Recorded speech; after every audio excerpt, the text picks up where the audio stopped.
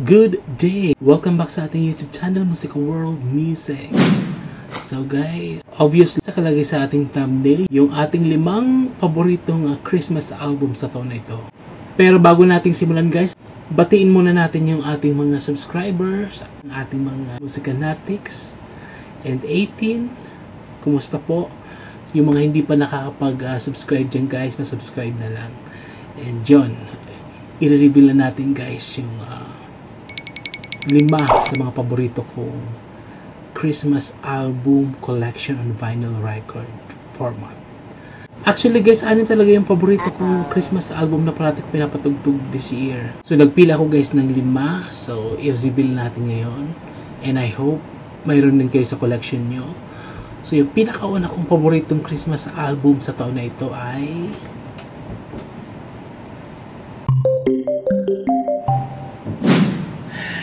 Elvis Presley. Ito guys yung The Classic Christmas album na nilabas ng Target. Exclusive guys sa Target. And ito guys ay limited edition. So parang white vinyl pressed.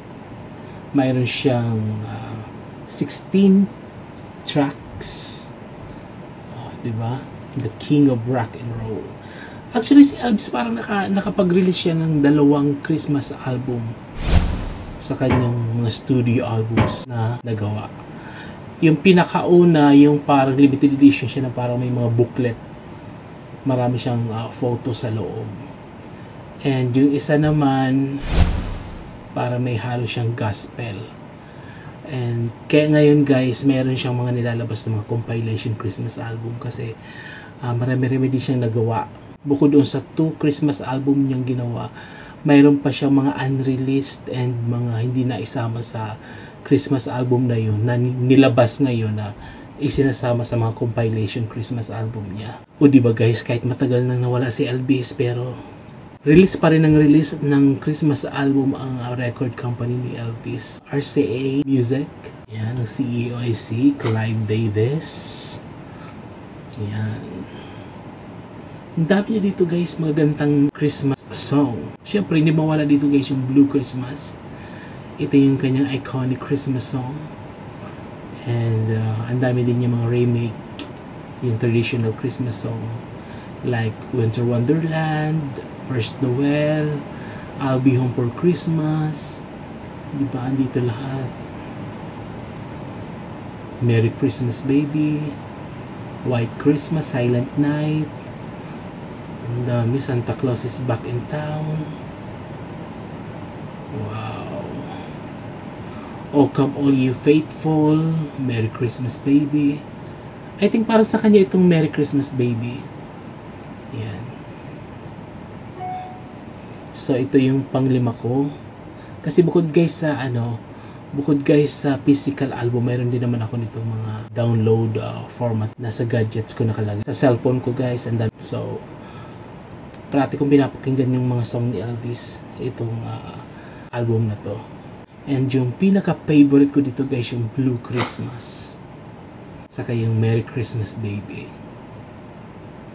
Actually, lahat to guys magaganda. Pero syempre mayroon dyan mag-i-stand out. Which is guys yung kanyang iconic na Blue Christmas. Ang dami niyan guys nag-remake yung Blue Christmas. And syempre, iba pa rin yung original na kumanta. So guys, ito ang aking pang-5. So, aking pang-4.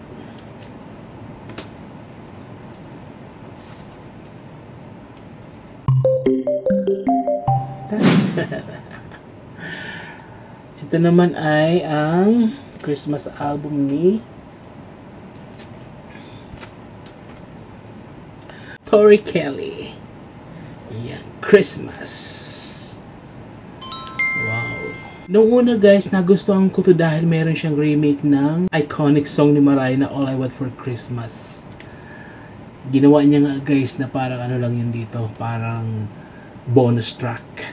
So, last track sa album ito guys, yan. Siguro naman kilala niyo siya guys sa sobrang taas na boses, di ba? And dati to guys na nag-audition sa American Idol and then hindi pinalad. Pero ngayon sikat na sikat, di ba? Ang gaganda guys sa mga song dito guys. Promise. I hope mayroon kayong copy nito. Ito guys ay limited edition ng Target. Target pa rin. Yan, exclusive. Released. Including 2 new bonus tracks. Kid Again on Christmas and All I Want for Christmas Is You. Yan. Yan guys yung track listing guys ng album. Basahin nyo na lang. Yun na nga, ang paborito ko naman dito guys, yung All I Want for Christmas Is You. And yung kanyang 25th. And the last one na paborito ko dito yung version nyo guys ng Oh Holy Night. Sobrang taas, ang ganda. Dating nag-audition sa American Idol. I hope naalala nyo siya sa American Idol before. So yan. Yung isang single ni Kelly, yung parating kinakanta ni Morissette Amon guys, nakalimutan nyo yung title. I-comment nyo na lang dyan guys sa comment section guys, nakalimutan nyo yung title. Pero sobrang taas, tapos sobrang bilis, and ang hirap kantahin. Pero nagagawa ng justice talaga ni Morissette Amon. Yung kanyang single na sobrang sikat din.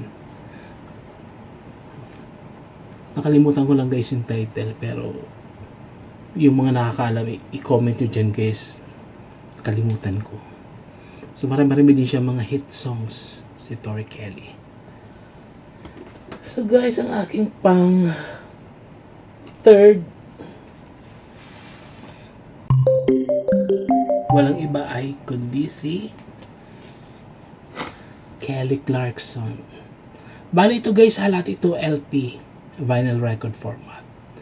Ito yung kauna-unahan niyang nirelease na Christmas album. Kasi guys, meron na siyang 2 Christmas album. Ito yung kauna-unahan. Tapos, I think parang last year, nagdabas din siya ng another Christmas album. Kaya may 2 Christmas album na siya. Ito yung back cover. Tapos yung first single niya dito guys, yung pinaka-paborito ko guys, yung Underneath the Tree. Ang ganda niyan guys. Saka yung Wrap in Red. Diba? Nirevive niya din guys yung Blue Christmas. Yung kanta ni Elvis Presley. Ang dami nga talaga nag-remake nun. Sobrang iconic. Diba? Kung si Mariah ay may All I Want for Christmas, si Elvis naman mayroon siyang Blue Christmas. Blue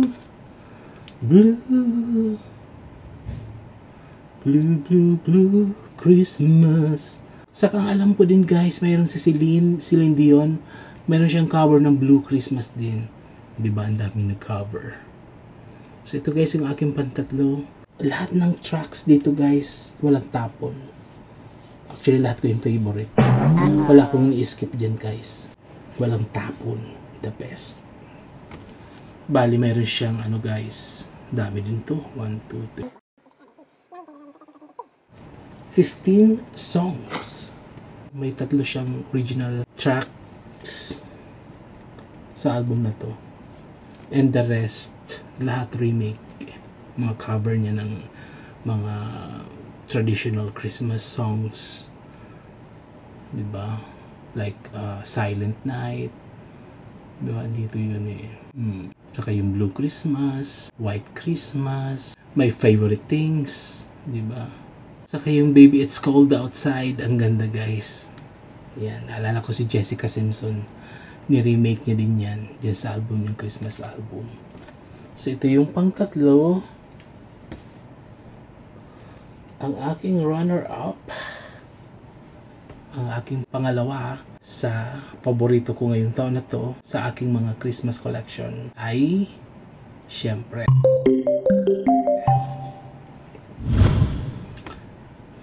sa ating nag-iisang The Voice.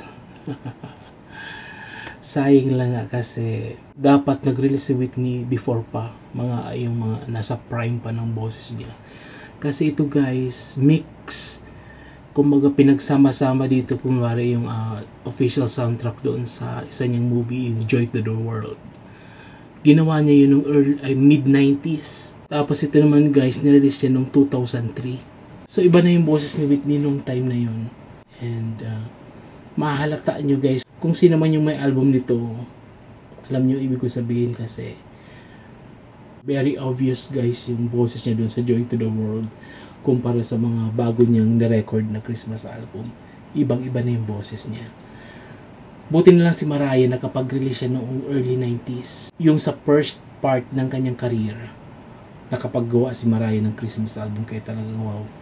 Yung buong kanta doon sa Christmas album na rin talaga, ang ganda ng boses ni Mariah. The best. Pero maganda pa rin naman to, lalo na yung mga remake niya, yung mga version niya guys ng I'll Be Home for Christmas, di ba? Ang ganda. Do You Hear What I Hear? Kakulab pa niya dito guys yung Pentatonix. Dito sa Do You Hear What I Hear? Last track. Yan yung mga songs sa album na to guys. Yung The First Noel, The Christmas Song, Little Drummer Boy, and featuring Bobby Christina Brown. Yung anak niya na namatay na din. Ganda nito guys kasi parang 3 years old pa lang si Bobby Christina nung ginawa itong album na to. Sobrang ganda. And yung One Wish, original song niya ata ito eh. And yung Have Yourself a Merry Little Christmas, ang ganda. And then O Come Emmanuel. And then original song niya din guys yung Who Would Imagine a King. Saka na nga guys yung Joy to the World. Saan ba ito natin ni Whitney yung Joy to the World? Sa The Preacher's Man. Isa sa mga movie niya guys noong late 90s or mid 90s. Kalimutan ko guys. Diba?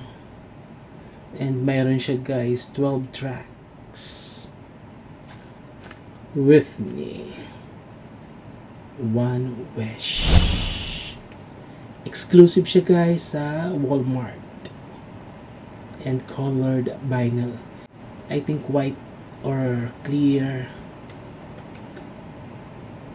Parang clear vinyl ito. Snow White vinyl. Yan.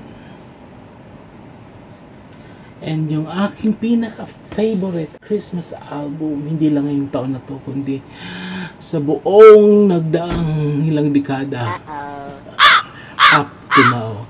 Siguro naman guys, alam niyo na kung sino yung pinaka-paborito kong Christmas album sa buong buhay ko. Kahit hindi ko na banggitin, alam niyo na. Lalo na yung mga subscriber ko dito, alam nila kung sino yung paborito kong artist. Siyempre, Mariah Carey. And inaantay ko lang guys yung aking mga pre-order ng 30th anniversary ng album na to. So gagawa natin ng unboxing dito guys sa ating YouTube channel pag andito na lahat. So yun guys, sabi ko nga lahat ng song dito sa album na to walang tapon. Lahat ito paborito ko. From first track sa album na to hanggang sa final track, yung bonus track nga guys na God Rest Ye Merry Gentlemen. Yan. Ganda. Mayroon siya dito guys 3 original track sa album na to, which is yung kauna-unahan guys, yung All I Want for Christmas Is You. Actually hindi yan yung unang ginawa nila Walter sa ni Mariah. Nauna yung Miss You Most at Christmas Time and yung Jesus Born on This Day. Saka yun ang All I Want for Christmas Is You. So, mayroon tong 11 tracks. Yung 3 dito, lahat original. Gawa ni Mariah sa ni Walter Afanasieff. And lahat ng remake dito, personal choice ni Mariah. Hindi siya diniktahan kung anong song ipapakanta sa kanya. Lahat ng remake Christmas tracks sa album na ito, siya mismo ang nagpili. Usually sa mga ibang artist, wala silang freedom na mag-pick ng sariling song sa album. Pero si Mariah, since nga iba yung level ni Mariah sa Sony Music before, talagang may freedom siyang mag-decision. So, sabi nga ni Walter Afanasieff, lahat ito choice ni Mariah. Yung Hark the Herald, lahat yan. Santa Claus is Coming to Town, Joy to the World, di ba? Ang ganda ng version ni Mariah dyan. And yung Silent Night, wow, yung first track na yan. Christmas Baby Please Come Home, Diba? Pero guys, kung wala talaga akong choice, kailangan ko mamili ng at least 3 na track sa album na to. Unang-una talaga guys, bukod sa All I Want for Christmas, yung Hark the Herald. And pangalawa siguro yung Oh Holy Night. And Miss You Most at Christmas Time. Yan. And naalala ko guys, yung Miss You Most at Christmas Time, niremake yan ng member ng Westlife, si Mark Philly. Yan, si Mark Philly, nagawa siya ng parang EP, Christmas EP. Isa sa mga remake niya doon guys, yung kasi nga naman idol niya si Mariah, di ba? Favorite artist niya. Hindi pwedeng hindi talagang kumuha siya ng From Mariah, the original song ni Mariah sa Christmas album. Ito yung kanyang ginawang remake sa album, yung Miss You Most at Christmas Time. Sobrang drama guys ng Christmas song na to. Bukod sa ballad siya, sobrang ganda. Parang katunog niya guys yung sa Music Box album, yung mga ballad doon, parang ganito yung tunog. Halos pareho. Kasi magkasunod to, di ba? Music Box and Christmas album. Ano ba nauna? Christmas album or Music Box? Parang nalimutan ko Music Box muna, tapos ginawa niya tong Christmas album. And then Daydream. And then Butterfly. Diba, memorize ko. Kung may examination guys kay Mariah nga attendan ko, siguro perfect yung answer ko. Perfect yung exam na gagawin ko. So yun guys, ito yung favorite ko talaga sa lahat. Kahit nung 90s, kahit nung bata pa ako guys, talagang ito talaga yung paborito kong album from Mariah Carey. Yan. Kakaiba yung Holy Night dito, di ba? Sobrang taas. Grabe. So yun guys, ang aking 5 paboritong Christmas album sa taon na ito. Next year, iba na naman yan. May bagong another selection na naman tayo guys. Mga Christmas album next year. Yan. Whitney, Mariah, o diba? Yung dalawa, parehong bosesan ang labanan. Tapos isama mo pa to. Isa pa, kung pataasan din ng boses, hindi magpapaiwan to si Kelly. And then yung isang Kelly din, isa din na beretera din, belter. Parang napili ko ngayon lahat mga belter na artist, di ba? Except kay Elvis Presley, di ba?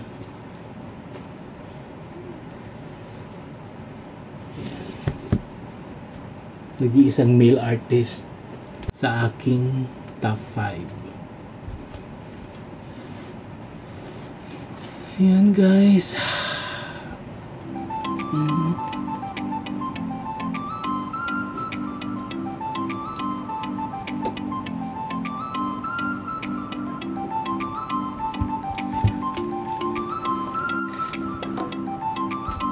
So hanggang dito na lang guys. Don't forget to like and subscribe. Pa-share na din. And Merry Christmas. Advance Merry Christmas guys. Ilang tulog na lang guys, Christmas na. So advance Merry Christmas sa ating lahat. And parati ko sinasabi, always be kind. God bless us guys.